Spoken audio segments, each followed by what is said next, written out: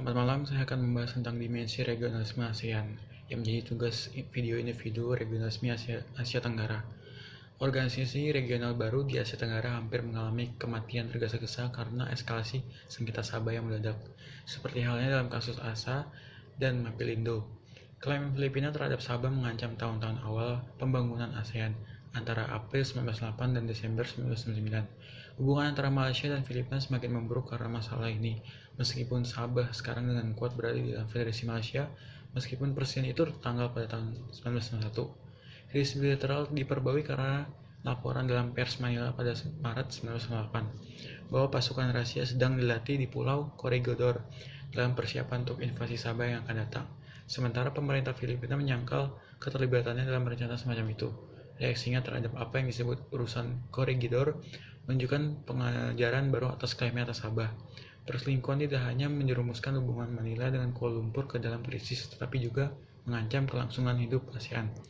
Hanya 6 bulan setelah pembentukannya pada Agustus 1967, pada awalnya anggota ASEAN lainnya dengan hati menghindari secara terbuka menyuarakan pandangan apapun mengenai sengketa yang mungkin ditafsirkan oleh pihak yang berselisih sebagai indikasi keberpihakan. Netralitas mereka merampas Manila dari jenis dukungan diplomatik internasional yang diperlukannya untuk menuntutnya secara efektif. Mungkin juga telah mencegah tindakan lebih lanjut oleh Presiden Marcos dalam meningkatkan perselisihan. Meskipun Thailand dan Indonesia menawarkan cara terbaik mereka dalam mendesak kedua pihak untuk mencapai penyelesaian yang dinegosiasikan, keduanya menghindar dari mediasi tersebut dan langsung melakukan perselisihan tersebut. Pada awalnya anggota ASEAN lainnya mencoba untuk memisahkan isu Sabah dari ASEAN, berharap hal ini akan membatasi efek merusak sengketa pada organisasi yang masih muda.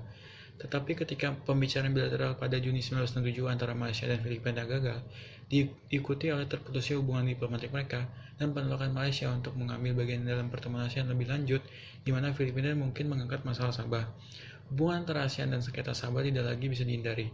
Dan upaya untuk mengatasi krisis, para menteri luar negeri ASEAN bertemu di Jakarta pada bulan Agustus dan di Bangkok pada bulan Desember 1998 untuk membujuk kedua belah pihak untuk meminimalkan penyiaran publik mereka terhadap perselisihan dan menerima masa pendinginan.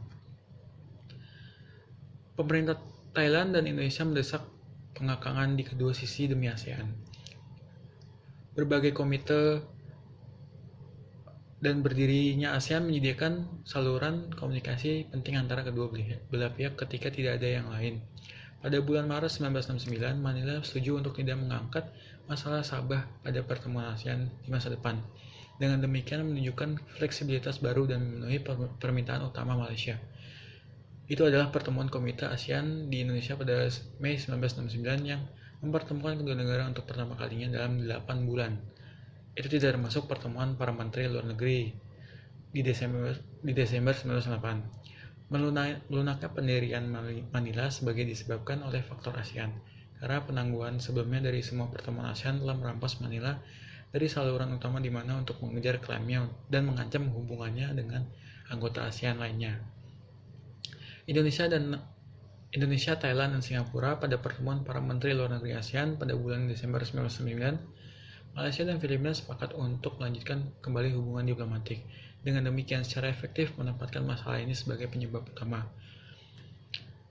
ASEAN memberi rasa percaya diri dan tujuan baru. Menghindari eskalasi lebih lanjut dari perselisihan Sabah adalah lebih signifikan karena terjadi pada saat tingkat saling ketergantungan ekonomi di kawasan itu sudah cukup signifikan untuk bertindak sebagai insentif terhadap ketegangan antar negara. Menteri Luar Negeri ASEAN Desember dimulainya kembali hubungan diplomatik adalah mungkin karena nilai besar Malaysia dan Filipina ditempatkan di ASEAN.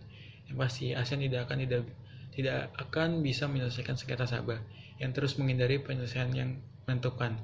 ASEAN juga tidak berperan sebagai mediator atau manajer konflik dalam pengertian formal dan legalistik, tapi anggota ASEAN melalui tindakan pengakangan, tekanan, diplomasi, komunikasi, dan pertukaran langsung, dan tidak berhasil mencegah eskalasi lebih lanjut dan krisis yang mungkin menyebabkan permusuhan bersenjata dan menghancurkan organisasi.